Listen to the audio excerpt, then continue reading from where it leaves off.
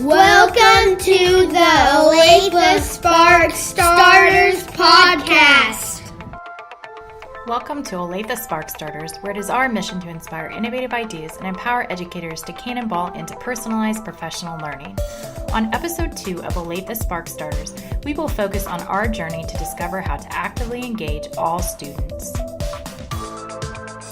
I'm Abigail Crane, and I teach 9th grade English at Olathe West High School. I'm Janelle Stegall, and I teach 3rd grade at Madison Place Elementary. I'm Ariel Jenkard. I teach 4th grade at Briarwood Elementary. I'm Josh Stock. I teach 6th grade language arts at Santa Fe Trail Middle School. I'm Julie Fishburne. I teach 9th and 10th grade social studies at Olathe West High School. Hi, I'm Andrea Polakovich, and I previously taught grades 6 through 12 English language arts. I now have the honor of serving teachers across our district through Learning Services. I had an epiphany today. I have a particular group of students who often are disengaged and often are defiant and just sometimes just make life hard. And I think part of where things can go right is when I learn to start trusting them to do the right thing. And today I just kind of said, I'm just going to act as if and assume as if everything is going to go great, as if they're going to make the right choices, and encourage them when they do, but also just giving them a little bit of space today. One student in particular, I constantly have to redirect. I constantly have to make sure they're engaged. They're always on their phone. And today, when I walked forward to redirect the kid because he was on his phone again, he knew I was coming and he just put the device away. And all of a sudden I stopped. I was like, okay, what do I normally do? Normally I bend down and I talk to him and I explain why that's wrong. And I'm next to him and in his face. And I was like, you know what? That's not what he needs today. So I just kind of took a step back. He adjusted the behavior, and then I just trusted him to continue doing that right thing. And it actually worked today. It may not work tomorrow, but it worked today, and I think that's a step in the right direction. Today in particular was really hard. Does anyone ever do MAP testing? Yes. It's a standardized assessment that we're required to give, and for a lot of my kids, it's hard just to sit for an hour and a half. And one of my kids' phones goes off, and his ringer's like this very intense rap song that's just blaring in the middle of this test. And I thought to myself, how can I react to this? I could be really angry and stern and be like, turn off your phone right now. Or I decided just to laugh with them, and we all laughed together for a minute, and then we just got right back to it. So what I'm kind of learning as we move forward in this semester is just trusting kids, giving them a bit of space, and laughing with them has really helped. I like that. I think that kids will rise to what you expect of them. It's that self-fulfilling prophecy that we learned way long ago. And in school, you learn about the self-fulfilling prophecy. I think it's really true. I think if you believe a child can and you treat them as if you know they can, they will rise to that. Mm-hmm. But if you treat them as if you think they might fail, then they'll reach to that too.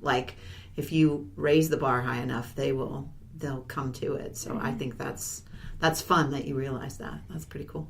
I think reflecting too in the morning. Sometimes I have to commit to that when I wake up in the morning and I think about that certain kid in my head and I kind of play through some of the scenarios and think, okay, what am I going to do differently today? Or today I'm going to choose to believe the best in this kid today. Mm-hmm. And committing to that in the morning and making that a focus and a goal has really helped. I always get to the end of the day and I'm like, oh my goodness, that went so much better. So I think even just being aware of our mindset towards certain kids.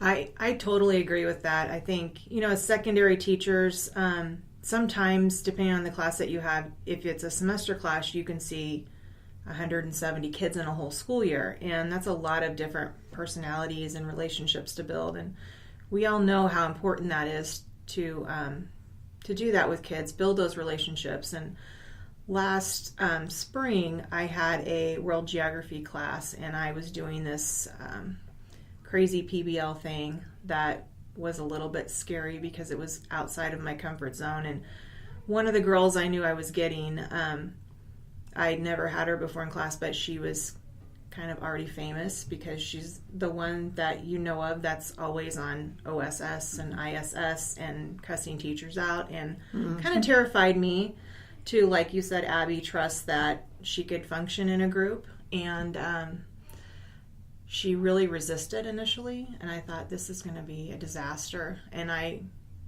went home that night, and I thought, I need to like put her in a different group and save the other girls from being subjected to her negativity and stuff. And it was kind of scary, and I just decided, you know what, I'm not going to bail her out. I'm going to expect that she can figure it out. And so it was a little uncomfortable for the first few meetings in their group as they worked on this project together. But, nothing that I did, I didn't do anything different. I just kind of held her to that same standard. And I also gave her some space. I didn't get up in her face and be confrontational with her. But, at the very end of the project, they had to go and present to other professionals outside of the school district. And she surprised me. By the end of the project, they were laughing and talking and having a good time building their 3D design, and she learned how to shake hands with an adult and make eye contact. And on the day of the presentation, she showed up in a skirt. She dressed up. Her hair was done. It was amazing just to see how far she came, not only with the learning, but just with those life skills and learning how to work with other students and stuff. But along the way, that came with a lot of just going up to her and making conversation with her and getting her to trust me. And I think as she began to trust me, she trusted the process that I was trying to get her to go through. And it ended up being a really good thing.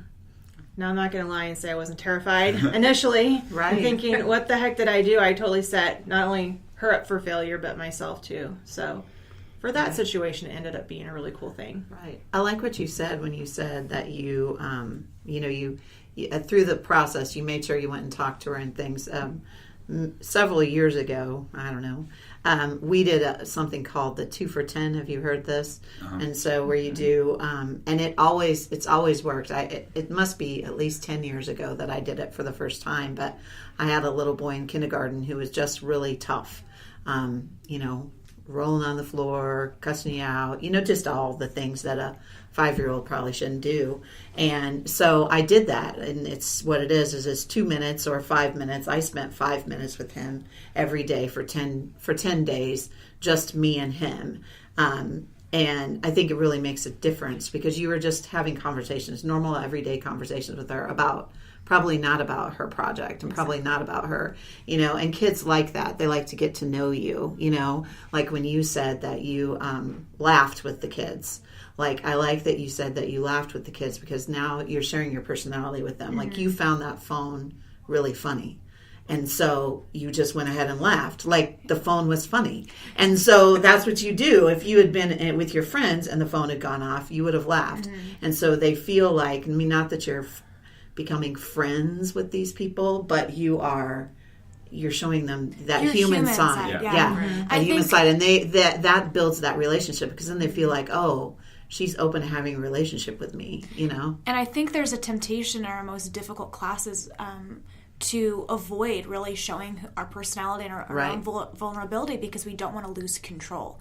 But I think there's a power in showing that you're a person too.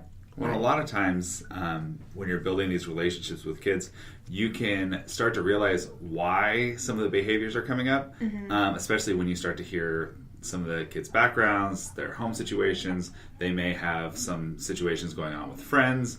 And so a lot of times they don't even realize that's why they're doing the things they're doing. And so when you start to get to know them a little bit more, then you can start to anticipate, oh, okay, well, this student maybe has a rough time on the weekend, so I know on Monday I've got to be ready to go, and I've got to know to check in with them on Mondays because weekends are rough for that student. So the more you get to know them, the more you can start to anticipate some of those times when they may have some struggles. And so that's what I love, is just getting to know who they are so I can help them work through, who they want to be and help them guide them along that process. Right. And consistent routine, I think, is really helpful to our kids with those rougher backgrounds who maybe don't have routine at home or any kind of structure in their daily lives.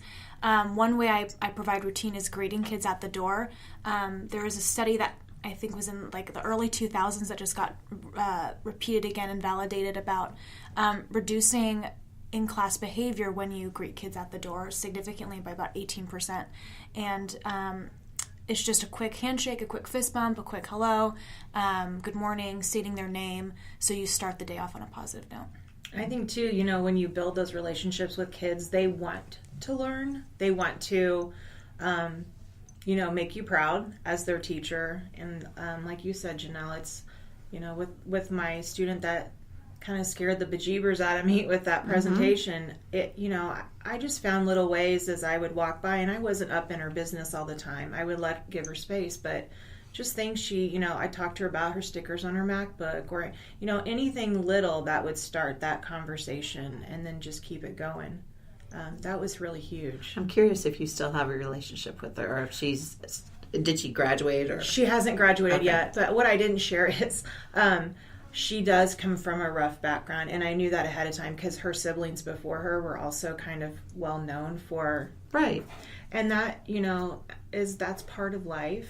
But I think being empathetic, Josh, you were talking about just kind of knowing about where they're coming from. And empathetic, but not allowing, but still holding them to that same high standard. To be an excuse. Like that's not, so that's so powerful. How fun. Absolutely.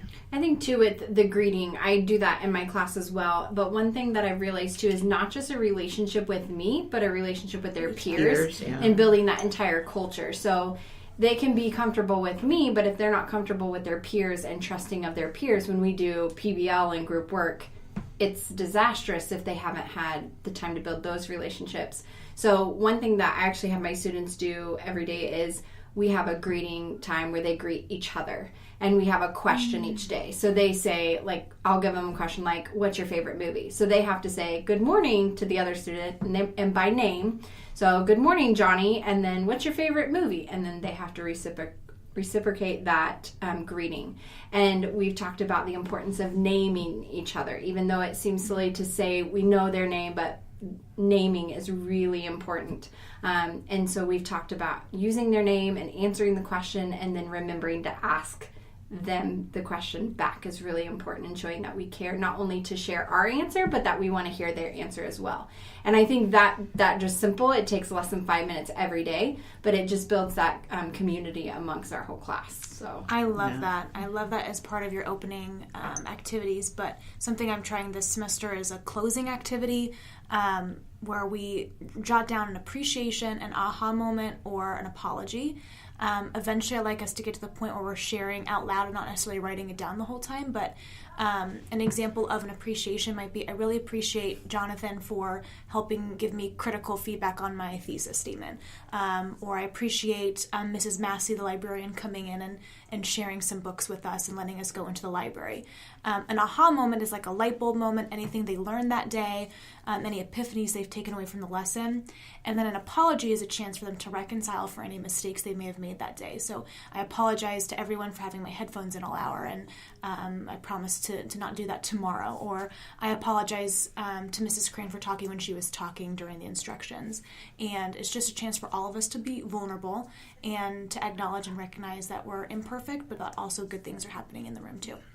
Part of my procedure, Abby, you were talking about procedure, that I do is every day when the kids walk in, there's something up on the screen for them to look at. And it's a bell ringer question, and now I've added, thanks to this idea I got off of Twitter from a teacher in our own building, this roll call question. So every day it's something very simple, and it can be like, what is your favorite food? Or what is a talent or a hobby you have? Or what is your favorite class? And it's really gone well. I know we're just kind of getting into first semester, but I think it's going to be good for relationship building as we go on and we learn more about each other, because it's not just a quick answer. Like, I do a little bit of prodding every, third person or so, and we talk a little about what is your favorite food? Oh, I like Chinese food. Oh, from where? Who makes the best pizza? And then we have a little conversation about that. What might you say to a teacher that would say, oh, that takes too much time? It's very difficult to engage kids and move forward if you don't take the time to build those relationships. If kids think you don't care about who they are and what they enjoy, walls go up, and it's very difficult to bring those down if you don't have a relationship. So I think it's very much worth it. I always say that you're gonna spend the time one